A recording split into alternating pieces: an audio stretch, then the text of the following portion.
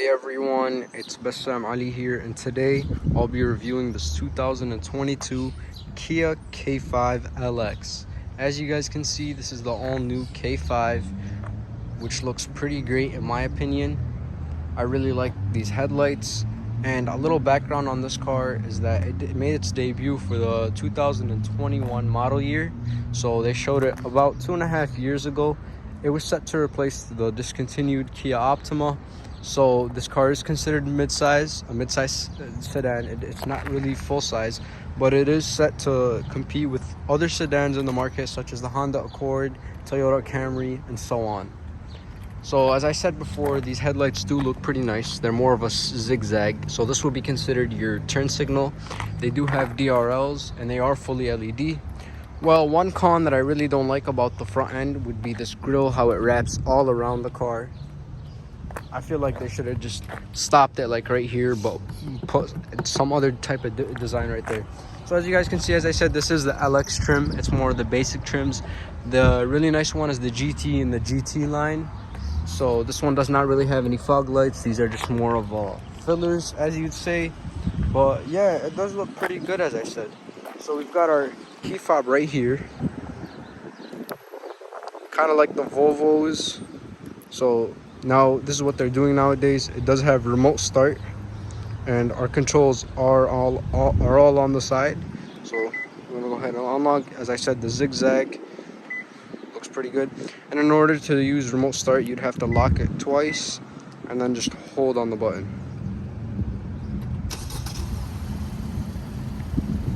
It'll flash a couple times indicating that it has turned on, which I think is a pretty great feature. So we're gonna go ahead and turn it off for now. Coming over to our wheels, they are 16-inch aluminum alloy wheels. The rims are tinted a bit, so they do appear to be darkened, wrapped around these nice tires. Coming over to our side mirrors, they don't really have any other function than to display our blind spot monitoring system. And then on our door handles, on both the driver and passenger doors, we do have keyless entry. However, there is no sensor from behind, so it's kind of like General Motors system where you'd have to push to unlock, and then when you're trying to lock it, after waiting a couple seconds, just push it again and it locks. So 2 beeps will indicate unlock, 1 beep indicates that it's locked. So like I said, we're gonna go ahead and unlock it, hop into the interior. Now the interior does provide a fully cloth seat interior, which I think these seats are pretty comfortable. No power adjustable seating, everything is manual. As I said, this is one of the more basic trims. So we do have this 8-inch infotainment system, which we'll talk about more a bit later. No panoramic roof, you'd have to top trim in order to get that. So like I said, it does offer a good amount of space as it is a mid-size sedan. And then our door panel over here does have our window controls and our side mirror controls, unlock and lock. So we're gonna go ahead, hop in, and I'll catch you guys in the next clip. Alrighty, so now we're inside of the 2022 Kia K5 LX. And as you can see here, I said this is an 8-inch infotainment system. We have our gear shifter over here. I think it provides more of an old school look, but I do like it. As far as our transmission goes, it is an 8-speed fully automatic transmission. Coming over to our gauge cluster, it does have a small display in the middle, not too big. And then we do have the analog information displays right there. So yeah, as I said, it does look pretty nice. I like the way that everything is put together, and I also like how this screen you won't really notice it on camera, but it is tilted slightly at an angle towards the driver to limit any possible distractions. We do have 2 cup holders over here, our glove box, an extra storage compartment. Here are our climate controls, and a 12-volt outlet, USB, and another USB outlet. Just put that right there. This is not a wireless charger, by the way. So as far as turning on the car goes, we do have push button start. So we're gonna go ahead, step on the brake, turn it on, fire it right up. So like I said, it'll turn right on. So yeah, in our gauge cluster as well, we have our steering wheel right here. It does have some controls to it, so cruise control controls, I'm not really familiar with that. And this does offer some safety features, including lane keep assist, lane departure warning, blind spot monitoring, as I stated previously. And if you begin to come in contact with a car, it'll or like distraction levels increase, it will let you know right away. So Bluetooth controls also, we do have voice recognition, radio controls, and so on. So our climate controls are hard buttons, which I personally prefer, but I would also like it if we had our climate controls integrated into the smart screen as well. So yeah, but I do like having both options. So as you guys can see, they do work pretty nicely. Got our AC, heat controls, and so on. So yeah, we have our mirror right here. I thought this was a camera at once, like the General Motors ones, but apparently it isn't. It's just a tilt.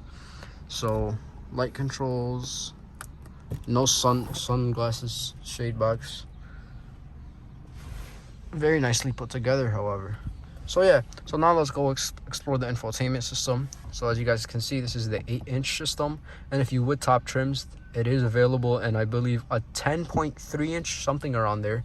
So it would be pretty much wider, and I think that hard buttons such as these for the infotainment system are integrated into the screen itself, and you wouldn't have these.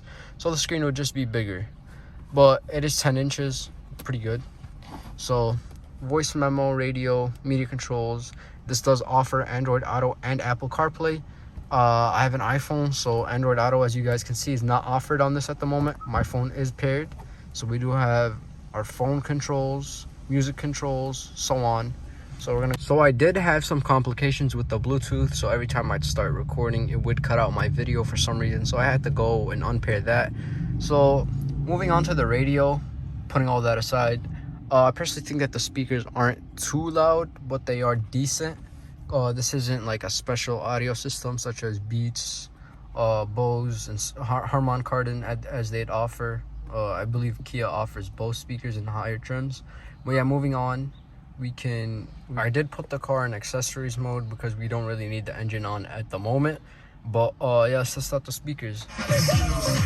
So yeah, they aren't really personally too loud in person, but they might sound like they are on video. But yeah, as I said, they're all right.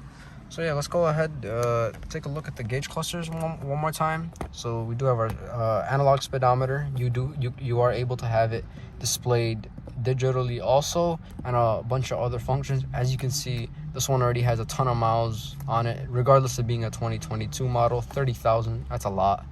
Owner did get this, I believe, in the summer of last year, so they've had it for a while, taking it on a couple trips. And then, as you can see, we do have our analog fuel level indicator, our engine temperature, and then our RPM. All analog, but digital speedometer is available, and a bunch of other functions. So, like I said, this does have a ton of functions to it.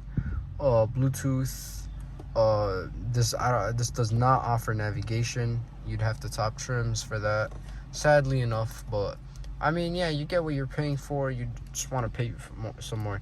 But yeah, like I said, it does offer a great amount of room, despite being a mid-size sedan. I do like it. Some materials do feel cheap here and there. A ton of plastic, I gotta say that. This trim kind of looks like it's carbon fiber, but it is rough textured, so that's the problem. Bunch of cheap things, but it's nicely put together, as I said. So we got our glove box over here, another storage compartment, drive modes. We'll take a look into that later. And then, yeah, switch out the horn. So let's go check out the powertrain system, and we're gonna go ahead, turn on the hazards, and I'll catch you guys in the next clip. So moving on to our powertrain, this car does have the turbo 1.6 liter 4-cylinder engine, the 8-speed transmission as well. It's a bit dirty at the moment, so we got all our fluids, our battery, everything. Like I said, we do have our zigzag turn signals and everything nicely put together. Now we're gonna move on to the rear end of this car. It is going to chime on the inside because the car is technically on, since I did have it in accessories mode. I'm gonna go ahead, turn that off real quick. It is now off. So my bad, despite the wind, taking a look at the back seat, as I said, it is relatively large, and the seat, the front driver's seat, isn't really pushed in all the way, so we do have a great amount of headroom and leg room. Our fuel cap. One thing that I really don't like is that the rear turn signals, they are not LEDs, so just like the front. If they had made them LED, it would have looked a lot nicer, but you can't really have everything. So these are somewhat meant to look like our exhaust pipes, but these don't really lead to our exhaust. Our exhaust system is under the car. It doesn't really peek out or anything. So yeah, so we got our LX5 badging. That's the trim, K5 model number, Kia, as well as our backup camera, and to open up the trunk. Gonna open that up. We do have some stuff in there. Close it back up.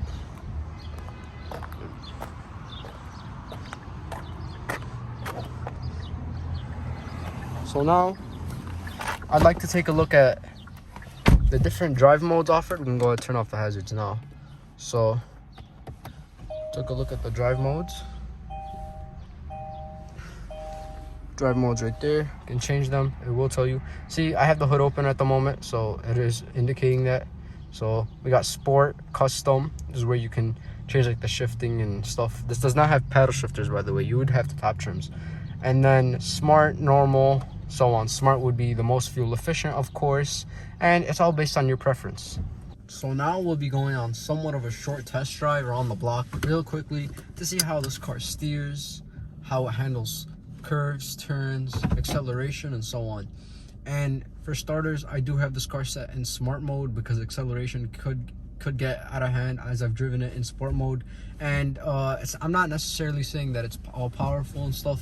It's just that I haven't really gotten too used to the acceleration, steering, and so on. So yeah, real quick, I'm gonna take a quick turn around the block. I'm really sorry if it's shaky. My camera isn't really in a stable position at the moment. But yeah, like I said, it does drive pretty nicely. I like the way it drives and all. Drives smoothly, especially in the smart and normal mode. I do experience that in the normal mode, it does drive slightly better than smart. Smart, it has a lot of lag to it, a ton of lag. When you step on the acceleration pedal, so look, I'd step on it right now. It doesn't pick up until like 2 or 3 seconds later. So as far as braking goes, on the other hand, it is pretty good. It does brake pretty smoothly, and I do like the way it brakes. So yeah, make sure to let me know what you guys think of this car. I mean, I like it. I like the way it drives and all, but like I said, it is more of the basic models of the K5. K5 is a great car. So I'm gonna take a quick turn around the block. Like I said, it was just a quick review. Nothing much. Steering on the other hand is also really slightly stiff if you were into the sport mode, but it doesn't really stiffen up anything too much. As I said, this is one of the cheaper models, but it does steer smoothly in any mode. But like I said previously, I treat the normal mode in this car, the normal drive mode, more of a comfort mode, as you'd say in like a BMW or a top tier German car such as a Mercedes, because that's what I feel like. I feel like the normal mode was meant for comfort overall. So yeah, with that being said, we're pretty much going to conclude the review next. So we've crossed off everything, but for a $24,000 car, I do believe that this car is like, it's greatly equipped, ton of features. Like I said, you got the 8-inch infotainment. All right, guys, that is going to conclude our review on the 2022 Kia K5 LXS trim.